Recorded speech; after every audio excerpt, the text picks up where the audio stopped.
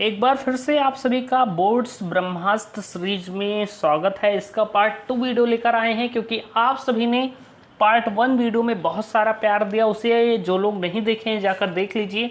और आज के इस वीडियो में प्यारे साथी हम बहुत ही इंपॉर्टेंट टॉपिक डिस्कस करने वाले हैं। आज हम सभी क्लास 10th मैथ की मोस्ट इम्पॉर्टेंट क्वेश्चन करेंगे। ये एक मोस्ट इम्पॉर्टेंट क्वेश्चन सीरीज है जिसमें हम कक्षा 10 बोर्ड एग्जाम के गणित के महत्वपूर्ण प्रश्नों को सॉल्व करते हैं एकदम बेहतरीन तरीके से और आसान मेथड से। और ये सारे प्रश्न 2024 बोर्ड में 100% आना संभव है, इसलिए इन प्रश्नों को जरा भी हल्के में ना लीजिएगा। इसमें हम सभी बहुत सारे प्रश्न सॉल्व किए हैं। पाई वाले प्रश्न, त्रिभुज के प्रश्न, इन सभी प्रश्नों को, त्रिकोणमिति के प्रश्न हमने सॉल्व किए हैं। इस वीडियो को पूरा देख लीजिएगा। और प्यारे साथी इस वीडियो पर चाहिए, क्योंकि इतनी मेहनत कर रहे हैं तो 200 लाइक, जितने लोग देख रहे हो भाई लोग सभी जाओ नीचे लाइक कर दो फटाफट, तब वीडियो मैं शुरू करता हूं। और एक प्यारा सा कमेंट कर दीजिए, चाहे आप लिख सकते हैं ब्रह्मास्त्र बाई मिलन सर या कुछ भी लिख दीजिए। चलिए शुरुआत करते हैं इस बेहतरीन सी वीडियो की। और आप सभी फटाफट जाइए। अगर आप एक अच्छे स्टूडेंट हैं तो हम सभी कोई फीस आपसे नहीं लेते हैं, तो एक छोटा सा आप कमेंट कर दीजिए और लाइक कर दीजिए। बगल में लाइक का बटन है, उससे जाकर लाइक कर दीजिए। और अगर आपने सब्सक्राइब नहीं किया है तो नीचे एक लाल बटन है, उसे भी दबा दीजिए। तो चलिए शुरुआत करते हैं इस बेहतरीन सी वीडियो की। और आपके सामने प्यारे साथी पहला प्रश्न है, उस प्रश्न को पढ़िए एकदम ध्यान से, फिर हम इसे सॉल्व करेंगे। और वीडियो को लास्ट तक देखिएगा क्योंकि ये सारे प्रश्न बहुत इंपॉर्टेंट हैं। प्रश्न की बात करें तो प्रश्न आपका कह रहा है कि एक 22 सेंटीमीटर लंबे और 18 सेंटीमीटर चौड़े दफ्ती के टुकड़े को मोड़कर 18 सेंटीमीटर ऊंचा एक बेलन बनाया जाता है, और इस प्रकार बने बेलन का आयतन क्या होगा। आपसे कहा गया है कि कोई 22 सेंटीमीटर लंबा और 18 सेंटीमीटर चौड़ा क्या है, दफ्ती का टुकड़ा है। मान लीजिए कोई ऐसे दफ्ती है जो कि 22 सेंटीमीटर क्या है, लंबी है, और 18 सेंटीमीटर क्या है प्यारे साथी, चौड़ी है। ऐसे हम मान लिए, कोई नाप लेकर नहीं, वैसे बता रहा हूँ आपको। ये समझ लीजिए आप 18 सेंटीमीटर चौड़ी है। तो 22 सेंटीमीटर लंबी है, 18 सेंटीमीटर चौड़ी है। और इसे क्या किया जा रहा है, इसे मोड़कर, यानी कुछ ऐसा मोड़कर इस तरफ एक बेलन के रूप में बनाया जा रहा है। मैं आपको एग्जाम्पल भी दूंगा। यही खासियत है सर्वन लेक्चरर यूट्यूब चैनल पर कि आपको अच्छे तरीके से सारी चीज़ें बताई जा रही हैं। मान लीजिए ये आपकी दफ्ती है जिसकी लंबाई जो है क्या है, 22 सेंटीमीटर है, और जो चौड़ाई आपकी है वो क्या है, 18 सेंटीमीटर है। ये हमने मान लिया है। और इससे क्या कार्य किया जा रहा है, तीर मैंने बनाया है, इसे मोड़ा जा रहा है इस तरीके से।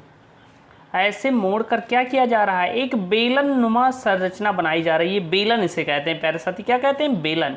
ये आपका क्या बन गया है, एक बेलन बन गया है। ऐसे ही एक संरचना बनाई जा रही है। तो ऐसे हम बना लेते हैं कि यहाँ पर एक संरचना बनाई जा रही है। मान लीजिए बेलन की भांति एक संरचना बनाई जा रही है। मैं आपको एकदम प्रैक्टिकल के माध्यम से सारी चीज़ें समझाने वाला हूँ, एकदम ध्यान से समझिएगा प्यारे साथी।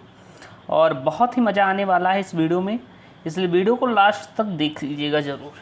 तो ये एक बेलन की संरचना बनाई जा रही है जो कि 22 सेंटीमीटर लंबा है और 18 सेंटीमीटर एक दफ्ती का टुकड़ा था, जिसे हमने उसके परितः घुमाकर एक बेलन बना लिया है। ऐसा ही बेलन जिसका चित्र मैंने आपको यहाँ पर बनाया है। ये एक क्या है, एक लंबवृत्तीय बेलन है, या ऐसे हम बेलन भी कह सकते हैं।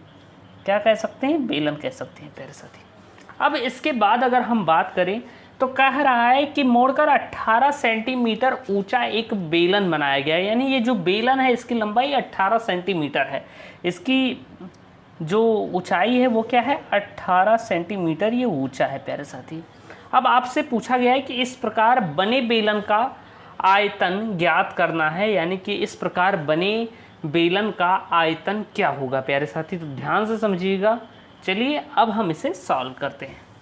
अब प्यारे साथी ध्यान से समझिएगा, क्योंकि इसकी लंबाई क्या है, 22 सेंटीमीटर है, और इसी को हमने मोड़ कर क्या किया है, एक 18 सेंटीमीटर ऊंचा बेलन बनाया है। तो ध्यान से समझिएगा कि जो इसकी लंबाई है ये इसकी परिधि हो जाएगी, क्योंकि इसी सेंटीमीटर, यानी ये 22 सेंटीमीटर लंबा है और इसी के परितः हमने घुमा कर क्या बनाया है, बेलन बनाया है। तो इसकी परिधि क्या है, 22 सेंटीमीटर है। यानी कि जो वृत्त का परिमाप होता है उसे हम परिधि कहते हैं। सॉरी, जो इस स्ट्रक्चर में क्या है कि परिमाप है वो हम यहाँ पर परिधि की भी भाषा उपयोग करते हैं। तो इसकी परिधि क्या होगी, बेलन की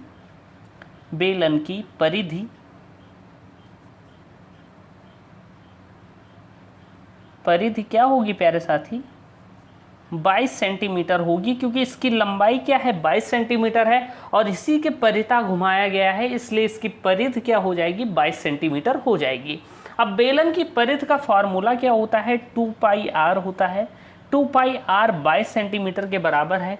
हम यहाँ से आर की वैल्यू फाइंड करेंगे तब आयतन हम निकालेंगे। अब ध्यान से समझिएगा, अगर हम यहाँ पर आर की वैल्यू निकालें तो पाई की जगह पाई का मान, क्योंकि आपको पता है चूंकि पाई बराबर क्या होता है, पाई बराबर हम यहाँ पर 22/7 रख देते हैं। पाई बराबर क्या होता है 22/7 होता है। तो हम क्या करेंगे कि पाई की जगह क्या करेंगे, पाई का मान 22/7 हमने रख दिया, इंटू आर बराबर हो गया 22 के। अब हम इसे सॉल्व करेंगे तो आर बराबर आपका क्या हो जाएगा, ये 7 इधर जाएगा गुणा में हो जाएगा, यानी 22 × 7 बटे में हो जाएगा 2 × 22। 22 से 22 कैंसिल हो गया प्यारे साथी, यानी कि जो आपकी त्रिज्या आई है, त्रिज्या आर बराबर 7/2 सेंटीमीटर, इसे हम त्रिज्या कह सकते हैं। त्रिज्या आपका क्या है, रेडियस आपका 7/2 सेंटीमीटर है। जो आपकी त्रिज्या है वो क्या है प्यारे साथी, 7/2 सेंटीमीटर है। अब इसके बाद अगर हम बात करें तो आपसे प्रश्न में कहा गया है कि इस प्रकार जो बेलन हमारा बना है ये सब करके, उसका आयतन हमें ज्ञात करना है। अब आपको पता होगा प्यारे साथी, अगर नहीं पता है तो मैं आपको बता देता हूँ कि बेलन का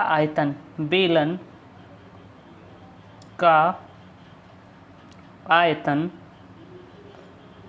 बराबर होता है पाई आर स्क्वायर एच के। बेलन का, किसी भी लंबवृत्तीय बेलन का आयतन क्या होता है, पाई आर स्क्वायर एच होता है।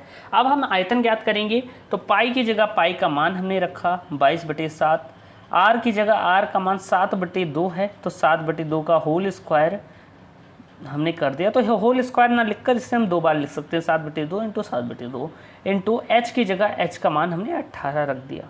अब हम इसे सॉल्व करेंगे प्यारे साथी, तो ध्यान से समझिएगा, एक साथ गया, 2 से 11 आया, 2 गिरहियम, और 2 से काटा तो 9 आया प्यारे साथी। अब हम इसे सॉल्व करेंगे तो 11 × 7 × 9 यानी 11 9 या 99 इंटू 7। अब आप गुणा कर लीजिए, अगर हम 99 का 7 में गुणा करेंगे तो क्या आएगा, 7 9 63 के 3, 6 हासिल ऊपर आई, 7 9 63, 7 9 63 के 3, 6 हासिल ऊपर आई, 7 9 63 और 6 69 सेमी क्यूब, क्योंकि इसका मात्रक क्यूब में निकाला जाता है। तो इसका आयतन क्या होगा, 693 सेंटीमीटर क्यूब होगा। यानी हम लिख सकते हैं, अतः बेलन का आयतन बराबर होगा 693 सेंटीमीटर क्यूब, और यही आपका प्यारा सा आंसर है। आई होप आपको ये वाला प्रश्न एकदम बेहतरीन तरीके से समझ में आया होगा और एकदम बेहतरीन तरीके से मैंने आपको प्रैक्टिकल के माध्यम से बताया है। चलिए चलते हैं अगले प्रश्न की ओर। प्यारे साथी, अगला प्रश्न आपके सामने है। प्रश्न कह रहा है कि त्रिभुज ABC में जिसका कोण B समकोण है, यानी एक ट्रायंगल आपको दिया गया है, त्रिभुज दिया गया है जो ABC कोण है, और जिसमें जो कोण B है वो आपका समकोण है, यानी कि 90 डिग्री का है। और फिर कह रहा है कि AB यानी कि जो आपकी AB भुजा है वो 24 सेंटीमीटर की होगी, BC 7 सेंटीमीटर होगी। तो निम्न के मान ज्ञात करने हैं। हमें कौन कौन से मान ज्ञात करने हैं, साइन A का मान ज्ञात करना है, कॉस C का मान ज्ञात करना है, साइन C और कॉस C का मान ज्ञात करना है। प्यारे साथी, इसे सॉल्व करने से पहले ये त्रिकोणमिति का एक प्रश्न है, तो हमें पहले फिगर ड्रा करना होगा, आखिर इसका चित्र बनाना होगा। तो चलिए अब हम चित्र बना लेते हैं। कह रहा है कि त्रिभुज ABC में कोण B एक समकोण है। तो हम अगर बात करें प्यारे साथी, तो समकोण में होता है यानी कि 90 डिग्री का है। तो ये कोई त्रिभुज हमने मान लिया है, मान लीजिए, और इसकी तीनों भुजाएं हम बना लेते हैं। अब फिर कहा गया है कि जो ये कोण है जो 90 डिग्री का होता है एकदम सीधा, वो क्या है, B है, यानी B क्या है, एक समकोण है।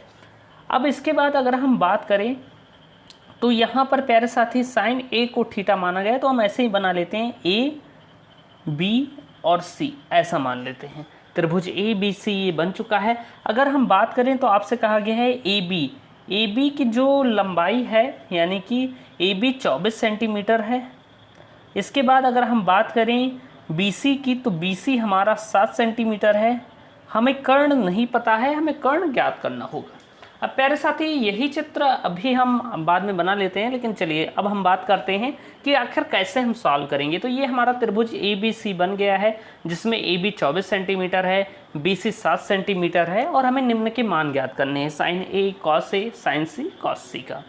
अब हम बात करते हैं प्यारे साथी, तो हम पहले क्योंकि हमें कर्ण की भुजा नहीं पता है तो हम पहले कर्ण ज्ञात करेंगे। तो हम लिखेंगे त्रिभुज ABC में पाइथागोरस प्रमेय का प्रयोग करने पर, किसका? पाइथागोरस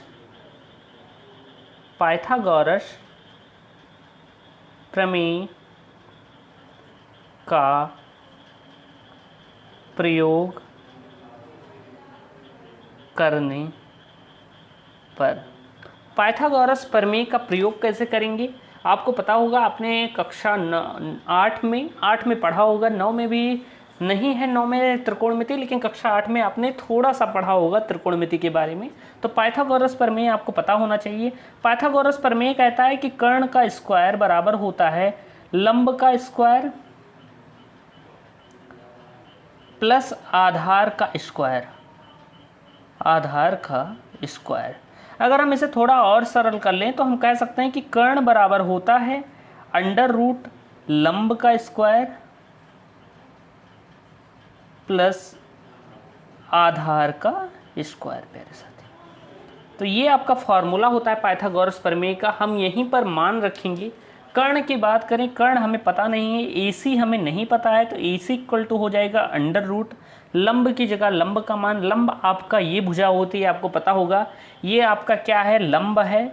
और ये आपका क्या है? आधार है, बेस है, जिसे हम क्या कहते हैं? बेस कह सकते हैं या आधार भी कह सकते हैं। तो प्यारे साथी अगर हम बात करें तो लंब क्या है आपका? 7 है, तो 7 का स्क्वायर प्लस आधार आपका 24 है, तो हम 24 का वर्ग कर देंगे। प्यारे साथी अब हम इसे सॉल्व करेंगे तो ध्यान से समझिएगा। तो AC बराबर हो जाएगा अंडर रूट 7 7 49 प्लस 24 का वर्ग करेंगे आप तो क्या आएगा? चलिए कर लेते हैं। तो 24 का अब हम वर्ग करेंगे प्यारे साथी। तो 4 चौक 16 की 6 हासिल आए, 1 4 2 8 1 9, 2 चौक 8 और 2 2 4, यानी 6 9 8 17 के साथ हासिल एक आए और ये 576 है। यानी ये क्या आया आपका? 576। 24 का वर्ग आपका होता है 576। अब हम इसे सॉल्व करेंगे तो AC इक्वल टू क्या हो जाएगा? 576 में जब हम 49 को जोड़ेंगे तो क्या आएगा? जोड़ लेते हैं, इसमें 49 को जोड़ेंगे तो 9 6 15 के पास हासिल 1 आए, 7 4 11 और 1 12 और ये हो जाएगा 6, यानी 625 आएगा। आपका AC बराबर आया है अंडर रूट 625। और आपको पता होगा कि 625 का वर्गमूल 25 होता है। 25 से क्या होता है? 625 होता है। तो AC बराबर हम इसे ऐसे भी लिख सकते हैं अंडर रूट 25 × 25, यानी इसका जोड़ा बन गया है। तो AC बराबर हो जाएगा आपका 25 सेंटीमीटर। यानी हमें कर्ण वाली भुजा पता चल गई है। हमारा कर्ण क्या है? 25 सेंटीमीटर है। हमें अब त्रिभुज की तीनों भुजाएं पता है। ये आपका 25 सेंटीमीटर है प्यारे साथी। अब तीनों चीज़ें हमें पता चल गई हैं। अब हम मान फटाफट निकाल सकते हैं। अब पहले क्योंकि इसमें sin A और cos A पूछा गया है, यानी कि थीटा आपका क्या माना गया है? A माना गया है। कोण A को क्या माना गया है? थीटा माना गया है। तो उसके लिए ये फिगर एकदम सही होगा। तो हम लिखेंगे कोण A में। हम क्या लिखेंगे? कोण A में। अब हम इनके मान निकालेंगे। तो sin A बराबर क्या होता है प्यारे साथी? पहले हमें sin A का मान ज्ञात करना है। तो sin A, अब आपको फार्मूला पता होगा, अगर नहीं पता है तो हम बता देते हैं। आपको एक चीज़ ज्ञात कर लेनी है, लाल बटी कक्का। क्या ज्ञात कर लेना है? याद कर लेना है लाल बटी कक्का। लाल ये क्या होता है? ये साइन के लिए होता है। अब लाल लिखा, ये L मिस होता है लंब, K मिस होता है कर्ण। साइन का फार्मूला हो जाएगा लंब बटी कर्ण, कॉस का हो जाएगा आधार बटी कर्ण और टैन का हो जाएगा आपका लंब बटे आधार। अब हमें पहले क्या ज्ञात करना है? साइन A ज्ञात करना है प्यारे साथी। तो साइन का फार्मूला क्या होता है? लंब बटा कर्ण होता है। क्या होता है? लंब बटे कर्ण। अब इसकी बात करें तो लंब आपका क्या है? तो लंब की बात करें तो लंब आपका 7 है और कर्ण आपका क्या है 25 है, यानी हम यहाँ डायरेक्ट लिख सकते हैं 7/25, यानी जो आपका साइन ए का मान आया है वो 7/25 आया है। इसके बाद अगर हम बात करें हमें ज्ञात करना है कॉस ए का मान, तो कॉस ए, अब कॉस का फॉर्मूला लगाएंगे, कॉस बराबर होता है आधार बटे कर्ण। क्या होता है प्यारे साथी, आधार बटे में कर्ण, आधार बटे कर्ण। अब हम यहाँ पर लिख सकते हैं, आप चाहें तो इसके आगे ऐसे भी लिख सकते हैं कि आधार यहाँ पर क्या दिया गया है, ए बी दिया गया है और कर्ण आपका ए सी दिया गया है, तो हम ऐसे भी लिख सकते हैं एक स्टेप और लिखकर ए बी बटा ए सी। अब ध्यान से समझिएगा प्यारे साथी, यहाँ पर अगर हम ए बी का मान रखें तो ए बी आपको दिया गया है 24 सेंटीमीटर और ए सी की बात करें तो ए सी आपको दिया गया है 25 सेंटीमीटर, तो हम 25 लिख देंगे, यानी कि जो आपका कॉस ए का मान आया है वो 24/25 आया है। अब इसके बाद हमें क्या याद करना है, हमें साइन सी और कॉस सी का मान ज्ञात करना है। अब क्योंकि यहाँ पर क्या है, सी को थीटा माना गया है, यानी कि इस कोण को थीटा माना गया है, तो इसके लिए हमें फिगर को थोड़ा उल्टा करना पड़ेगा, क्योंकि अब थीटा ये हो गया, अभी तक थीटा ये था, अब थीटा ये हो गया है, तो इसके लिए हमारे आधार और लंब बदल जाएंगे, यानी कि जो हमारा लंब था वो आधार बन जाएगा, जो आधार था वो लंब बन जाएगा। सिर्फ इस कंडीशन में एक ही भुजा नहीं बदलती, जो कर्ण कहलाती है, कर्ण कभी नहीं बदलता और सारी चीज़ें बदल जाती हैं। अब यहाँ पर कोण सी के लिए है, यहाँ पर अभी तक कोण ए के लिए निकाल रहे थे, अब हम कोण सी में आएंगे। प्यारे साथी, अगर आपको नहीं आ रहा है ये त्रिकोणमिति का प्रश्न, तो मैंने तो एकदम आसान तरीके से बताया, लेकिन चैप्टर वाइज जो मैं आपको क्लासेस प्रोवाइड करता हूँ उसमें अभी चैप्टर 5 हमारा खत्म होने वाला है, तो चैनल को सब्सक्राइब कर लीजिएगा और क्लासेस वहाँ पर जल्द ही त्रिकोणमिति शुरू होगा, तो वहाँ पर मैं आपको एकदम बेसिक तरीके से बताऊँगा। अब इसके बाद अगर हम कोण सी की बात करें तो कोण सी में ये थोड़ा त्रिभुज क्या होगा, चेंज होगा। इसे हम किस तरह बना लेंगे, थोड़ा हम एंगल चेंज कर लेंगे, पेज मोड़ने के बजाय हम इसे ऐसे बना लेते हैं, इसे आधार मान लेते हैं, यानी कि सी बी हम नीचे बना लेते हैं और ये भुजा ए इस तरह कुछ बना लेते हैं। ये आपका 90 डिग्री रहेगा, ये कभी नहीं बदलने वाला, सिर्फ सी को हमने नीचे ले आया और ए को ऊपर भेज दिया। अब इसके बाद ये थीटा माना गया है, तो यहाँ पर ए बी क्या है, ए बी आपका 24 है। देखिए जो आपका आधार था वो लंब बन चुका है और जो बी सी था आपका वो 7 है और ए सी हमेशा 25 ही रहेगा, यानी अब ये फिगर आ गया है। थोड़ा हमने फिगर को कैसे कर दिया गया है, अगर हम इस पेज को थोड़ा ऐसे करें तो जो फिगर आएगा वही फिगर हमने कर दिया है। तो चलिए अब हम इसे सॉल्व करते हैं प्यारे साथी कोण सी में। तो पहले हमें साइन सी का मान ज्ञात करना है यहाँ पर, तो हम साइन सी लिखेंगे, साइन सी का मान। अब साइन का फॉर्मूला क्या होता है, लंब बटे कर्ण होता है, तो हम वही रहने देंगे, लंब बटा कर्ण प्यारे साथी।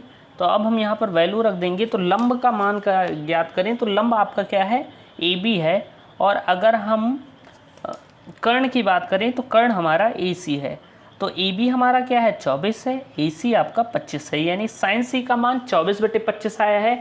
इसी तरह हमें अब कॉस सी का मान ज्ञात करना है, तो कॉस सी बराबर क्या हो जाएगा, कॉस सी, कॉस का फॉर्मूला होता है आधार बटे कर्ण प्यारे साथी, तो हम यहाँ पर रख देंगे। तो यहाँ पर अगर हम बात करें तो आधार आपका बी सी है और कर्ण की बात करें तो वो ए सी है, तो अब हम यहाँ पर रख देंगे। तो बी सी आपका क्या है 7 है और ए सी आपका 25 है, यानी कि आपका कॉस सी ये पता चल गया है। अब देखिए प्यारे साथी, यहाँ पर हमारा प्रश्न सॉल्व हो चुका है। आपका साइन ए का मान 7/25 आया है, कॉस ए का मान 24/25 आया है, साइन सी का मान भी 24/25 आया है और कॉस सी का मान आपका 7/25 आया है। और एकदम बेहतरीन तरीके से ये आपका आंसर होगा और एकदम बेहतरीन तरीके से हमने ये वाला प्रश्न सॉल्व किया है। आई होप आपको ये प्रश्न बहुत ही अच्छे तरीके से समझ में आया होगा। और चलिए अब चलते हैं अगले प्रश्न की ओर। डियर स्टूडेंट्स, अगला प्रश्न आपके सामने है। प्रश्न कह रहा है कि 5 पेंसिल तथा 7 कलमों का कुल मूल्य 50 रुपये है, जबकि 7 पेंसिल तथा 5 कलमों का कुल मूल्य 46 रुपये है। तो एक पेंसिल तथा एक कलम का मूल्य ज्ञात कीजिए। आपसे कहा गया है कि 5 पेंसिल तथा 7 कलमों का मूल्य क्या है, 5 रुपये है। हम मान लेते हैं, माना पेंसिल का मूल्य, माना पेंसिल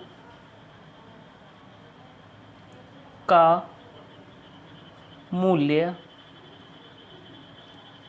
बराबर x रुपये और ऐसे ही हमने मान लिया है माना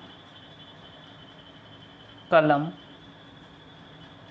का मूल्य बराबर y रुपये।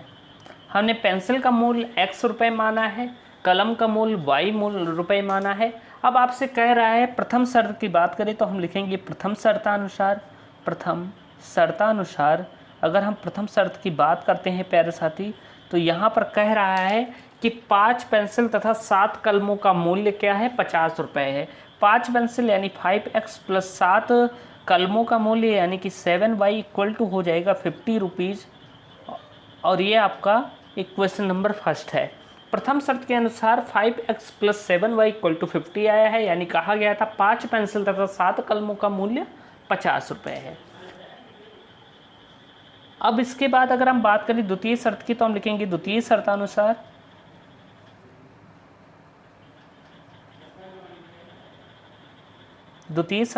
प्यारे साथी ध्यान से समझिएगा।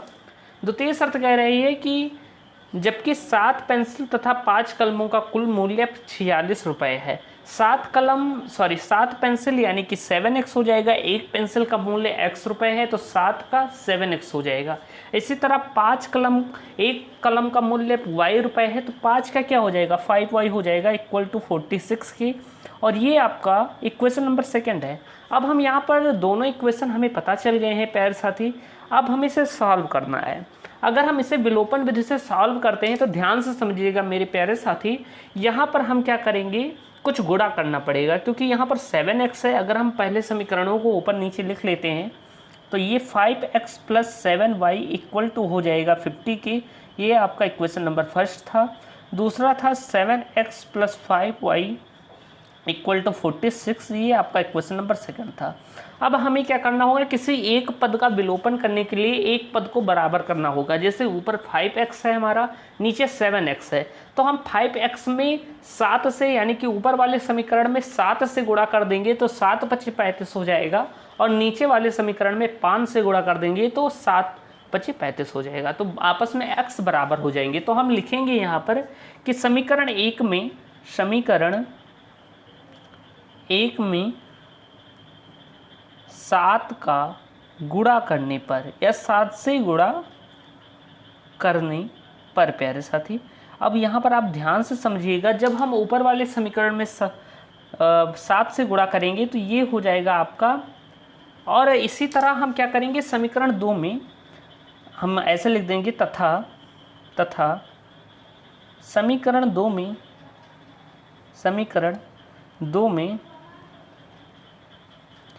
5 से गुणा करने पर जिससे आपस में ये बराबर हो जाएं, 5 से गुणा करने पर। अब हम इनको आपस में गुणा कर देंगे तो यहाँ पर देखिए ऊपर 7 से गुणा करेंगे तो 7 पचे 35x हो जाएगा, प्लस फिर 7 से गुणा करेंगे तो 7 सता 49 हो जाएगा, 49y, और फिर 7 से गुणा करेंगे आप तो क्या आएगा प्यारे साथी, 7 पचे 35 यानी 350 आएगा। और ये आपका इक्वेशन नंबर फर्स्ट है। इसके बाद अगर हम बात करते हैं तो यहाँ पर दूसरे समीकरण में हमें 5 से गुणा करना है, तभी हमारे दोनों पद सेम आएंगे।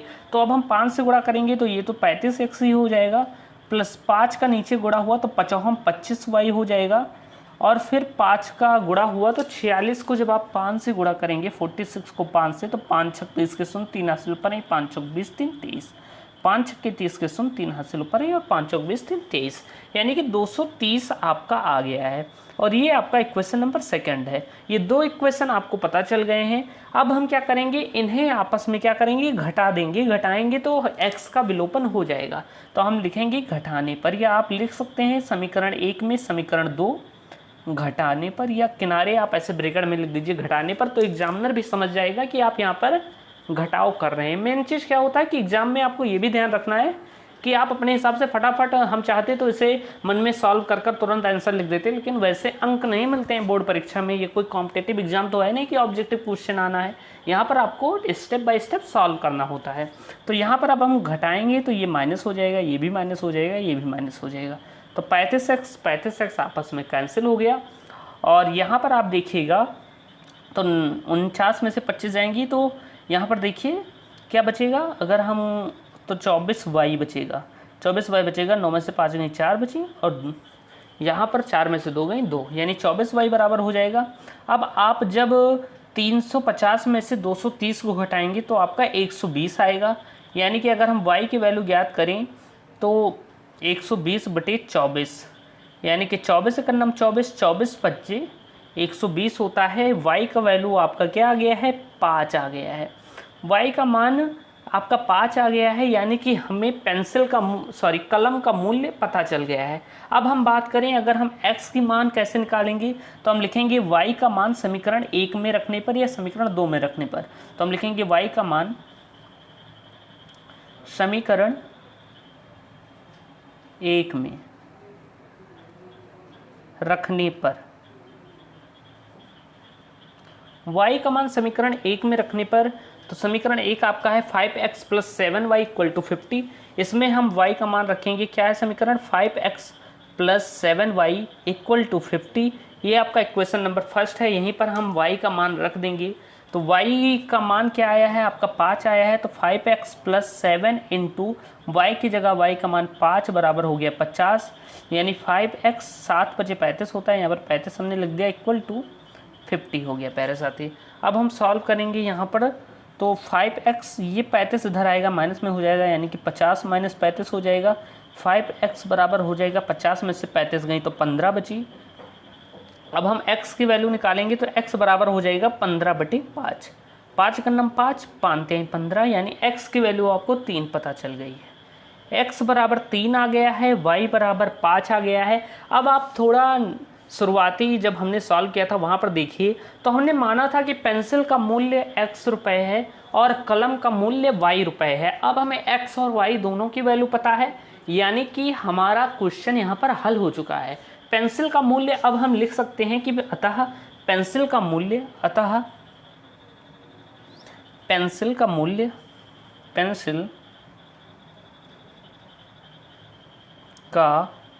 मूल्य बराबर है 3 रुपया, यानी एक पेंसिल का मूल्य क्या था, 3 रुपये के बराबर था। और अगर हम कलम का मूल्य बात करें कि तो एक कलम का मूल्य क्या होगा, एक कलम का मूल्य तो वो हो गया है आपका 5 रुपये। और ये आपका प्यारा सा आंसर है। आई होप आपको ये वाली वीडियो पसंद आई होगी। एकदम बेहतरीन तरीके से आपको मैंने सारी चीज़ें बताई हैं, और 3 क्वेश्चन, लेकिन जो थे प्रश्न सारे दीर्घोत्तरीय प्रश्न थे, तो बहुत ही अच्छे तरीके से हमने सॉल्व किया है। आई होप आपको ये वीडियो पसंद आई होगी। वीडियो पसंद आई हो तो वीडियो को लाइक कीजिएगा, अपने दोस्तों तक शेयर कीजिएगा। मिलते हैं नेक्स्ट वीडियो में एक नए टॉपिक के साथ, तब तक के लिए धन्यवाद। जय हिंद, वंदे मातरम।